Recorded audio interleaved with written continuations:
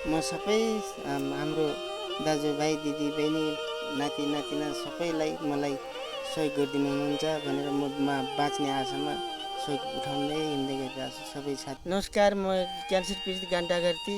मलाई भएको क्यान्सर तेस्रो स्टेजमा गइपुगेको छ। म आर्थिक सङ्कटमा छु। मलाई लाखौँ पैसा खर्च हुने भएको छ।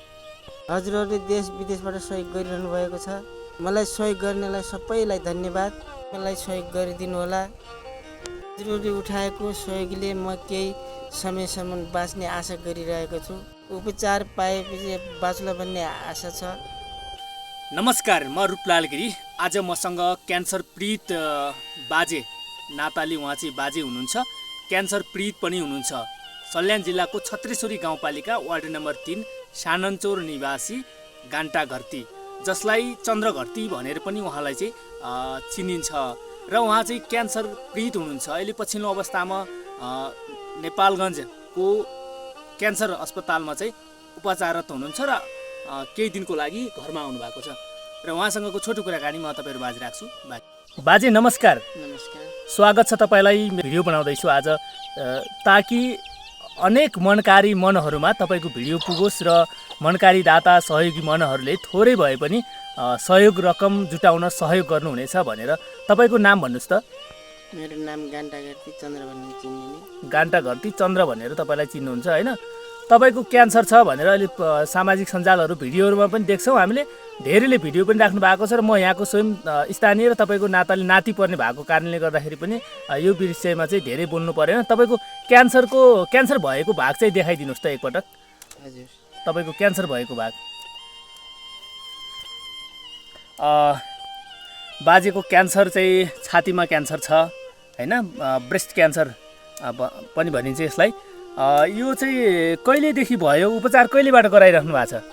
उपचार पुसदेखि गराइरहनु भएको छ। अहिले आर्थिक सङ्कटमा हुनुहुन्छ। हजुर। के भन्न चाहनुहुन्छ?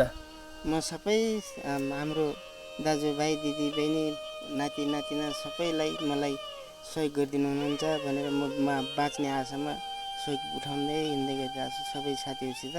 यही भन्दै ठिक छ। तपाईँले एउटा चाहिँ मान्छे जन्मपछि मृत्यु त सबैको निश्चित छ, तर विभिन्न दुःख कष्ट बाधा अवरोध जीवनमा आउँछन् होइन? यो कष्टबाट पनि मुक्त हुनको लागि, यो कष्टबाट चाहिँ निको हुनको लागि, क्यान्सर निको होस् भनेर चाहिँ आम मनकारी मनहरूमा चाहिँ यहाँको अपिल छ।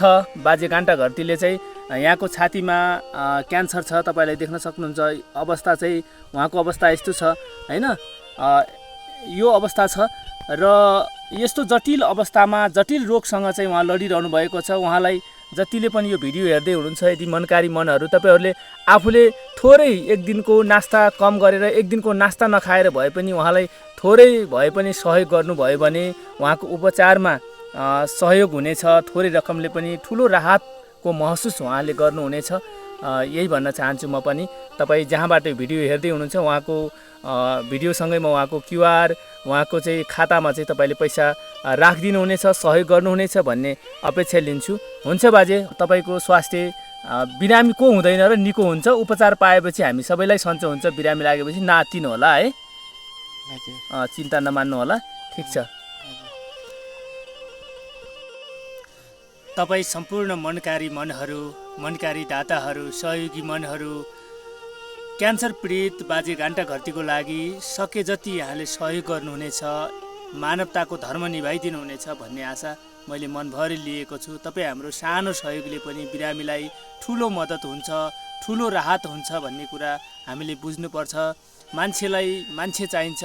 हामी हरेक अप्ठ्यारो परिस्थितिमा पनि सहयोगी भावना लिएर अघि बढ्नुपर्छ भन्ने म चाहन्छु।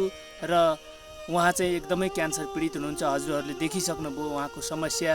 यो समस्या देखिसकेपछि अवश्य पनि यहाँले सहयोग गर्नुहुनेछ, सकेको सहयोग गर्नुहुनेछ। विभिन्न सङ्घ संस्था, विभिन्न राजनीतिक कर्मी, विभिन्न सहयोगी मनहरू, बुद्धिजीवी सबैको नजर यति बेला छत्रेश्वरी गाउँपालिकाको वार्ड नम्बर 3 साननचौरमा बस्ने 53 वर्षीय गान्टाघर्तीको लागि यहाँले सहयोग गर्नुहुनेछ भन्ने आशा लिँदै तपाईँहरूबाट म बिदा हुन्छु।